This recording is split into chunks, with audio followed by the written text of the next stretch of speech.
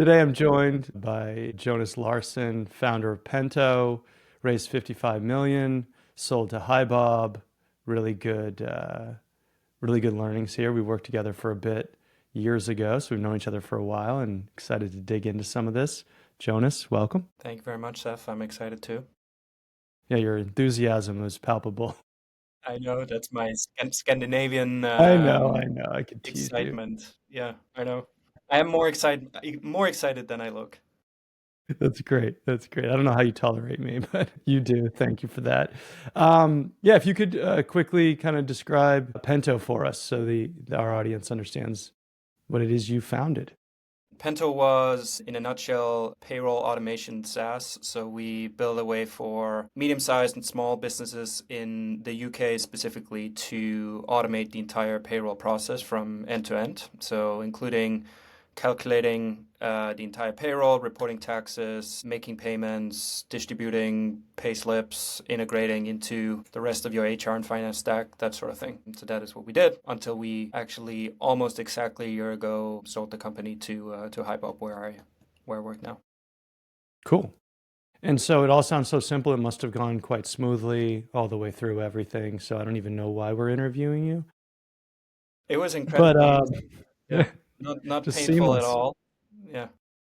Before we started interviewing, and when I said, hey, let's hit record, you started talking about finding product market fit, and you started unpacking a bit of that. And yeah, please kind of share with our listeners and with me that journey a bit. Right. So I think when you, or at least in our case, I think when you build a product in an established category, which I think you can consider payroll software to be, it's very easy to fall into the trap, and we absolutely did this, that we just need to build a better version than what's out there, and then people will come knocking on our door. We did build, I'd say, a much better version than what was available, but we quite quickly realized that people would go on demos with us. We would show them the product. They would tell us how cool it was and how much more modern and say even automated an experience it seemed to be, but still they would not buy. And it took us a while to understand, first of all, why that was, and then accepting that we needed to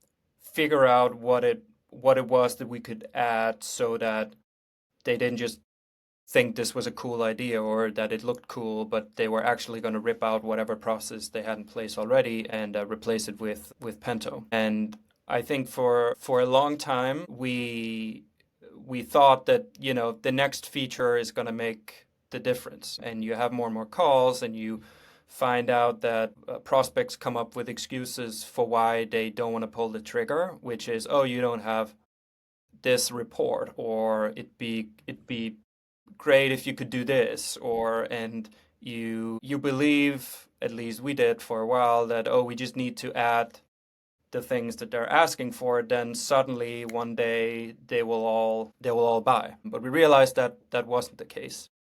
So we ended up with a product that was, I think, really good. Was a better version than what was out there, but it wasn't growing very fast. One Wait, day, may I ask? Yeah, sorry, I want to kind of unpack this a bit. So everybody you were talking to already was using a product, something. So they had to switch. And everybody saw your product and saw that it was better, but it was like not better enough to like for the switching cost and to commit to it. Who was running? That was you having those conversations with prospects in the early days, and you were down this kind of like scope creep, I guess you'd call it, or feature creep of just like one more feature, one more feature. Okay. I can imagine that founders listening are like, yeah, okay. In that now, like, oh, one more feature, one more feature. Okay.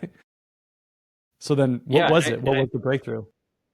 I think I think to some extent there probably are some features that you could argue you will have to build, in, like, say that there are some of the features that are say required for say the very basic experience to work. Obviously, you might need to build those. So if you're at the very earliest point of building the product, then you might have to accept that there are certain features you need to build in order to at least have the ability to serve a very basic need. But I think I think we came to a point where we found ourselves to be a better version than what was out there, but not solving any real pain, and probably also realized that most of the companies we were speaking to did not consider payroll a pain, even though we could see from, say, the outside that they were doing a lot of manual work. So I think the first sort of aha moment was when we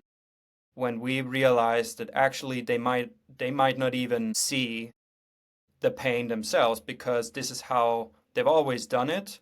This is how they expect to run a payroll process. So they don't even consider it to be a problem, because they've just sort of accepted that this is how it's done. This is painful, but it is what it is. So I think we needed to make them realize how painful it actually was. Like, almost, I remember we built a slide, which was one of the things that really unlocked a much better conversation with the prospects, which was a slide which basically was a timeline of an entire month. And we would show them all of the various different tasks they needed to do throughout the month to run payroll at the end of the month, and all the manual tasks that they needed to go through. And we would have them sort of take us through whether this applied to them, which we knew there was like 95% certainty that they would need to go through all of these tasks just like any other company running payroll. And that made them realize that actually it is more manual than I probably was telling myself before. And as part of that, we realized that for, say, companies above 30 employees, which is where we wanted to go over time to increase deal sizes and have more interesting customers, a big part of the manual work was sitting on keeping your employee data up to date between your HR software and your payroll product or your payroll process. So you would have a new hire, or you would have people leave, you would have new pay details, you would have new bank account details, you will have all sorts of things that changed all the time. And we found that most companies had an HR software in place where they were changing most of this information, but then when they were about to run payroll, they actually, had to export this and send it over to someone. And there's like quite a big of a manual. That was a big sort of part of the manual work that they needed to do every month. So that's when we realized that building, and this is going to sound strange in 2025, because, this is, I think, such a basic level of functionality for most, say, SaaS products today. But back then, having an integration between your HR software and your payroll software, you say your payroll product, was not a thing. Like, none of our competitors had this. It was not something that our prospects were expecting the same way that they would definitely expect this today. So when we built that, we realized that that was like the real unlock for proving to them that there was a pain that they hadn't sort of realized they had before. And suddenly they could express how painful that actually was doing every month. And so suddenly we had a different narrative to look at this product. It's, a better version. It's more well-designed. It's better UX, blah, blah, blah. All the intangible stuff that no one really cares about when it comes to it. But it sounds like you went through a kind of the typical product market fit search of like, you're building what you think they need, and only when you really deeply kind of understood their business or analyzed their true pains or what was really going on there and started trying to cater to that, did they then say, this is helpful. Yeah. It's like everyone goes to that. And That's experience. And I think you need to be willing to have, and I know this is hard for many people in general and many founders, like, you will need to be willing to have very uncomfortable conversations with your prospects, especially if you're a first-time founder or you're new to sales. As you know, like, you need to ask them truly what is it that's gonna make you buy, and not just make a guess based on what they told you, because most prospects they're polite, and they'll give you all sorts of excuses for why they're not buying, and 90% of it is BS, just because they don't want to tell you the truth.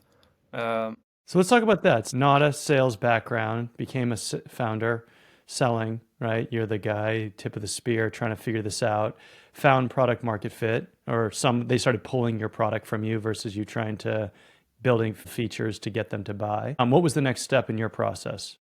What was that fun kind of, hey, I think we got a repeatable process here. What did you do there? So I don't even think we had a repeatable process. It was very messy.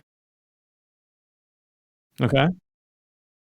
And I think we knew that at some point I couldn't continue to be the person selling, Mm-hmm.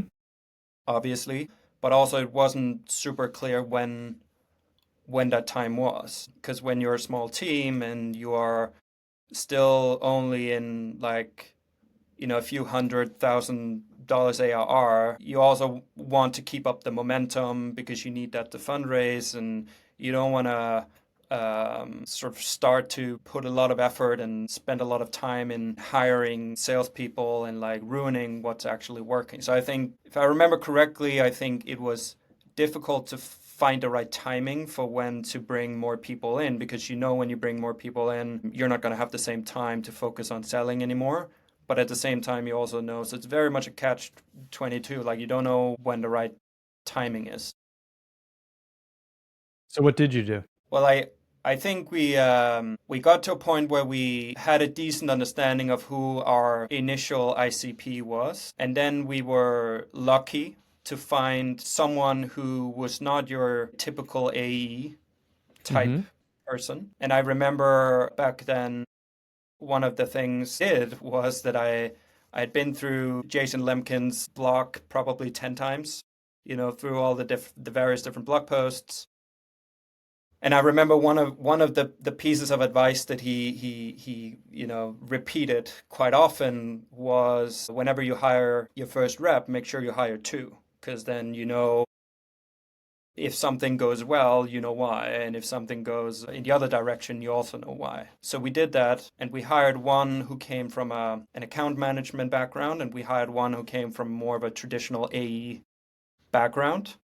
And I think quite quickly it became clear that while, say, the person with, say, the more traditional AE background was a good AE, the stage we were at as a company, where we had no process in place, we had no proper sales enablement, we had no materials, we had nothing, was really hard for someone who came from a traditional AE background to work with, as opposed to someone who comes from, let's say, more of an account management CS type background, where you're not as focused on, not that the person wasn't focused on hitting their quota, but there was still some interest in speaking to the customer and learning from the customer and trying to solve the problem of a customer. And it became very clear that that was the type of profile that did very well at that stage, as opposed to the more traditional A, who would have probably fit better into a more well-oiled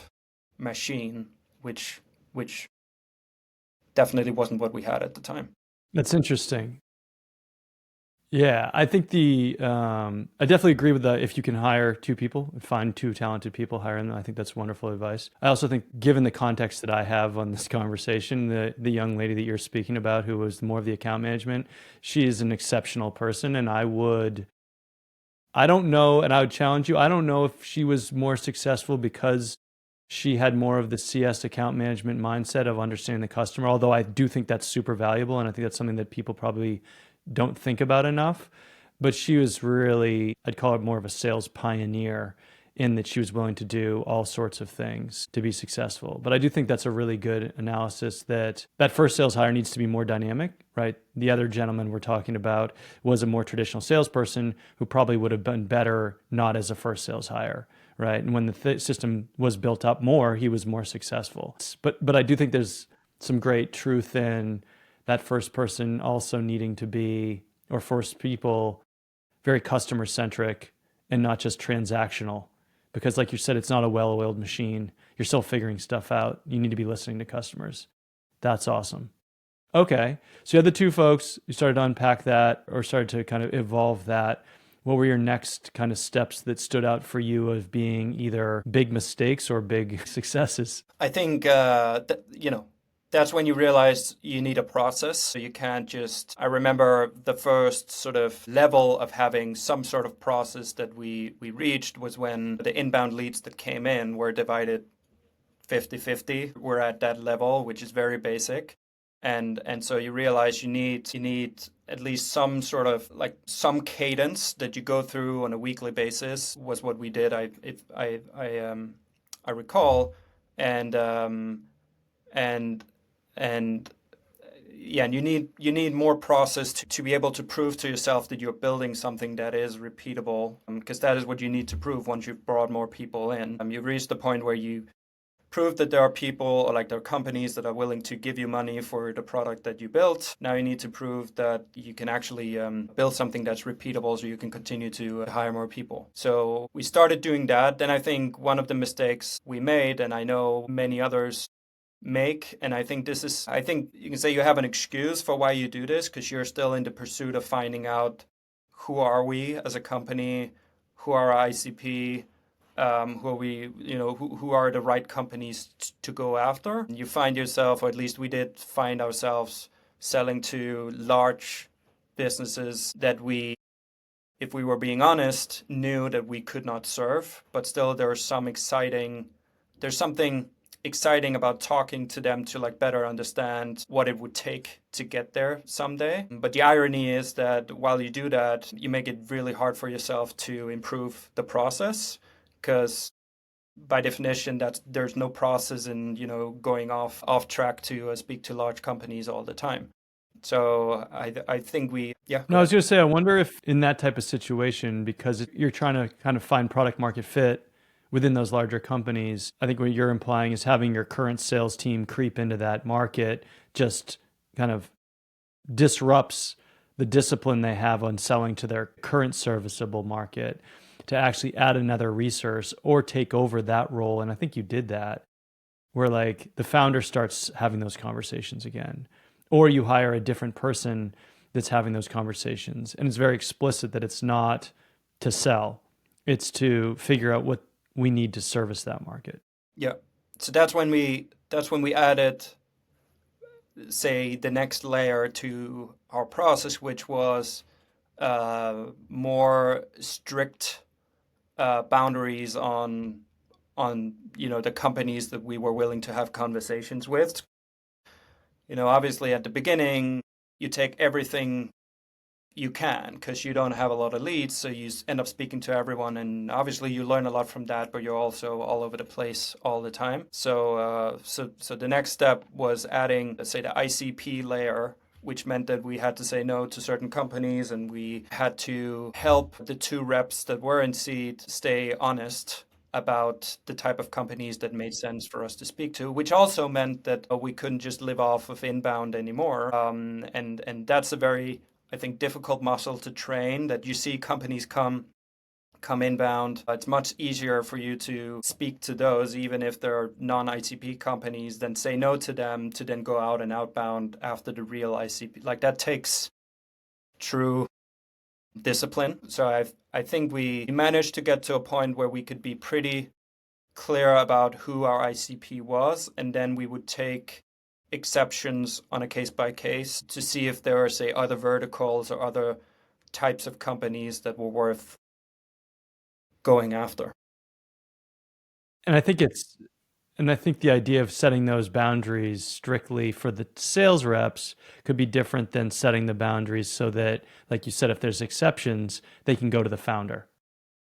Because the sales rep's going to have the sunk cost of having met with them, then they're going to be in the pipeline. It's this big deal that could save them or set them up for success or pay them a lot, right? Then there's the opportunity cost of that being in the pipeline. It may very well never close. And if it does, they're not going to be a happy customer. Not letting them speak to them to begin with is kind of the only way.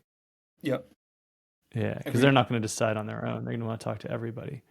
And then so you started layering in some outbound folks. Was that, did the AEs begin to do outbound, and then it was time capacity was an issue, and then you layered in BDRs, or what was the order in which you did that? Yes. So we the first two reps we hired, which we've called, say, AEs here, we actually quite deliberately in the job descriptions, we made it clear that you are going to be, outbounding for, I can't remember, say 30-40% of your time, so that it was clear to them that they had to build pipeline themselves. And then we did get to a point where they did not have time to do outbound, simply because they had too much pipeline to be able to spend Nice time on problem. this. It's a good problem. Good Indeed. problem. As long, and I think we went back and forth on tweaking this a couple of times, as long as you are honest about the quality of that pipeline, because that's one thing we realized when the pipeline numbers went up.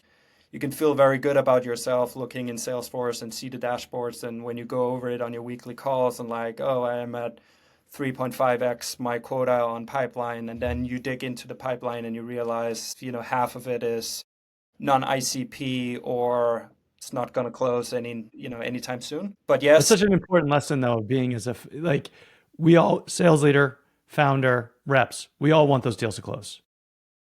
But there needs to be like the anti, right? The kiss of death, the realist in the pipeline who's just the deal killer, right? I think that's a good lesson for founders to when they're doing pipeline reviews or reviewing deals. It's like, why not? We all want the same thing. So that's of course. But tell me why this should be in the pipeline. Like you have to almost like justify its existence versus it's like default out of the pipeline. Tell me why we should keep talking about this. Where's the momentum versus it's default in the pipeline. Let's make a reason to kill it. Yeah, it's like heavy-handedness on the close lost. And it's like nobody wants that, but it's the truth. And I think you took on that role at the beginning, being the bad cop who forced us to ask those questions. It's similar to the point I made earlier about finding product market fit. Like, you need to be willing to ask the questions that feel a little bit uncomfortable to ask, because that's when you get the truth about whether a certain feature is actually like truly valuable, and whether we should invest the time in building it, similar to whether this deal that has been sitting in the pipeline for 3 weeks and haven't moved much is actually truly worth our time. And I think if it's not a thing that comes natural to the founder to be very sort of strict on this and continue to ask those questions, you will end up having both, say, the AEs, but also the founder, him or herself, be in a situation where you might feel very good about the pipeline and you might not instill the urgency did you actually need to find the right or the and I think we fell into that trap a few times where you look at the high level numbers and you see actually we have good amount of pipeline, we're good. That's when you lose the sense of urgency a little bit, until you then realize that half the pipeline was bad quality, and then you're forced into the urgency again. Like, it's better if you're in control of that. Kind of like any founder listening, go do a pipeline cleanup and have a real, like, if there's a timeline on is there momentum in the deal? Is there a timeline on kind of a decision and a path? And if not, get it out. It just feels like that opportunity cost is so much larger than we think, right? Because it's that sense of hope or confidence that if you have an empty pipeline, you have anxiety as a salesperson, that you need the only action to solve that and to give you peace is to create more real pipeline. So if you have fake pipeline, you feel good, but it's false hope. And the output of that will be no revenue. Like, the revenue just will ultimately will tell you the truth versus, so it's not just like it's the perception. It's that opportunity cost of having it there versus like, oh, we have no pipeline. Let's go hunt and get real deals. Yeah. But this is that is hard, especially when everybody wants the same thing. You want a big pipeline that's going to close. Yeah, and it's a difficult transition from say the first few steps that we talked about, where you're still trying to find product market fit and you're not trying to force a deal to close. You're actually just trying to learn as much as possible, and you want to keep the conversation going until you feel like something clicks. Whereas once you are building an actual sales process that needs to be repeatable and needs to be measurable and so on, it's a different part of the brain, and it needs a different type of discipline for the deals that aren't actually worth spending time on. Uh, I love it. yeah, I Yeah. think for for someone who hasn't built a sales team or sales process before, that yeah, it's just a different way to think, and I think if it takes too long to realize that, then you might be wasting your time for a very long time, speaking to the wrong companies. Well, the truth eventually will come out in the form of like a binary outcome of yes or no, money in or no money in. So then you hired some BDRs. How did that go? If I remember correctly, we hired four. Maybe we hired two and then two right after, but I think we ended up having four. And again, the same sort of thoughts were behind, the number, where we needed enough people in seat to figure out, like, to be able to figure out why something worked if it ended up working, and why something didn't work if it didn't work. And it quite quickly became clear that hiring for this role, at least in my experience, had very little, if anything, to do with experience, like sales experience, and it had way more to do with, personality, drive, creativity, intelligence, I would say. And I think we were lucky or fortunate to hire at least two people who ended up doing really well. So it became very clear what type of person we were looking for. And then I think because we had learned a lot from, say, the transition of product market fit to hire the first two sales reps to build a process for them, we were quicker to go through the same transition for the SDRs, and ended up having a proper weekly cadence in place much faster relative to the first two reps we hired. So we ended I up. have an anecdote that I still think about from this. You probably don't remember. I don't know if you were in the conversation, but we had two guys. One was really outperforming the other. At this point, we had set up a kind of the cadence of calling, LinkedIn, emailing, and we had this set that if you had a prospect, this is the steps that you'd go through. But one person was outperforming the other, and we're like, okay, let's have a real honest conversation and unpack what is really the difference. And so what we determined is the one guy who was outperforming said, well, I know I'm supposed to call each person like 4 times in this cadence, but I actually call them like 12 times. And the other guy's like, I actually only call them like 2 times. So it's beautiful that they were both, I mean, the guy who wasn't calling 4 times was admitted only calling 2 times, but the other guy was like, I'm seeing this thing that's working better. And yeah, sure, you've given me this like playbook template, whatever, but I'm just going to do whatever it takes to be successful. And I think when you started speaking about the profiles that were effective, I think that's it. I mean, I'll take this moment to get share my frustration with a generation of salespeople that have been templatized and like, hey, this is the thing that you do, press this button, add these people, send out this cadence, do these steps, you'll book meetings, and just like forget any critical thinking. And it's damning, one, because those people are failing, especially with the AI being able to replicate it at 1,000x. The critical thinking is the only hope we have as humans to be able to perform. And then on the other side, pressing buttons doesn't make you a sales rep. Critical thinking does, right? So it's like the person who's able to figure out whatever it took to be successful is the same person who's going to be able to figure out the nuance of whatever sales process we have to be able to have that breakthrough. And I remember having that moment and just being like, aha, it's the person who's not just following the process, but genuinely trying to figure out how to improve the process with the end goal, keeping the end goal in sight, not just going through the motions. And I remember that being a great breakthrough for us building that team, and then changing the format to say everybody calls 12. But I like looking back, I think the interesting takeaway is that, especially in the very early days when you hire the first 10 people into the team, the first 20 people, even beyond that, the people who end up outperforming everyone else are people who are curious and don't take whatever is in place for the time when they join to be, the right answer. They constantly ask questions as to whether this is the right way to do it. Have we considered doing this in a different way? But this goes for engineers. This goes for even people in ops, finance, whatever role it is. I just think many, and I can only speak for myself, but I think if you come from a product background and you don't have a ton of experience in sales, you might believe that what you need is a real salesperson.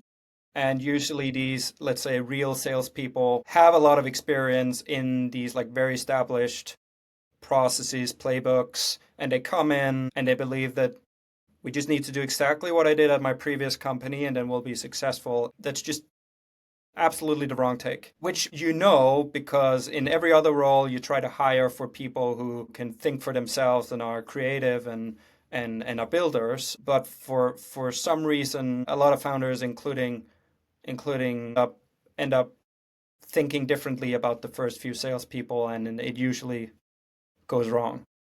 Yeah, I see that. It's like they need startup experience, so they need to be able to demonstrate that they've been able to think for themselves, right? As much as possible, or be like not too much, red tape or repeatable process, not too formulaic, like you said, doesn't prove that they can think for themselves. And then usually like high IQ slash curiosity to figure stuff out, to improve on a thing versus just, and those people might not be your best 10th hire. They might get bored really quickly. And your best 10th hire or 20th hire might be the really good person from the cookie cutter thing that can follow it. But you've already developed that playbook. So you're like, do this and you'll be successful. It's way different than that first hire. I want to be respectful of time. You've been very generous with yours. And maybe we'll have to get you back on the next phase of the journey through hiring leadership and that bumpy process. But we'll stop here.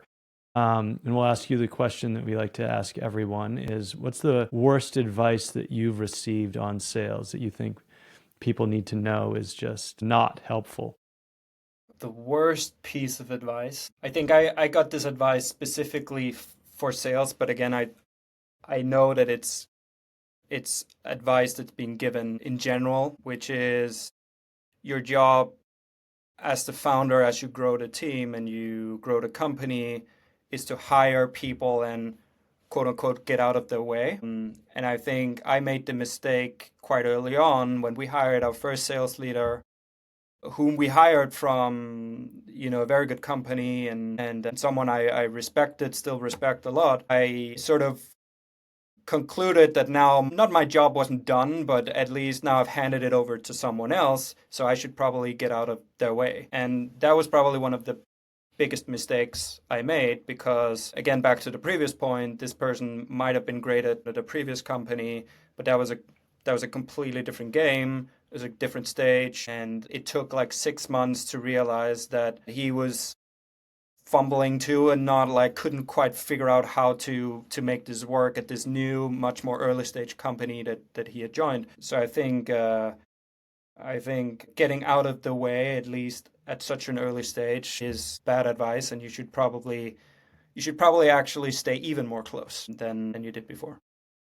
As your sales advisor, I wish I had emphasized that better because I too have learned as well that now when I'm talking to founders, it's like, no, no, no, no. Yes, you've been through hell. You led this sales team. You were a salesperson that you didn't know how to sell. You figured it out, right? You went through all these phases. You're then managing salespeople. You're managing BDRs. You're like doing all this stuff. And you finally get to the point that you is either raise enough money or you have the conviction because you have a repeatable process. You can bring in the VP of sales, head of sales, and finally take your first vacation. And it's like, actually, now you've just handed over the most important thing that you've been stewarding this whole time to somebody else. And if, you're not necessarily setting them up for success by stepping away, right? Like No. his life could have been so much better had you been there coaching him through everything you did, right? So you can slowly phase out versus a handover and you're like, I'm out, and you Yeah. can blame me. I'm sorry. My advice, I should have advised you more, It's okay. more clearly on.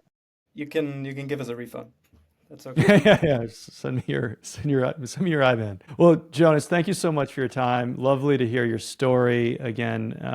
It's so fun to see kind of where we started, where you started, and where you are now, and excited to see kind of your progression at HiBob and what you do next. And thank you so much for joining us.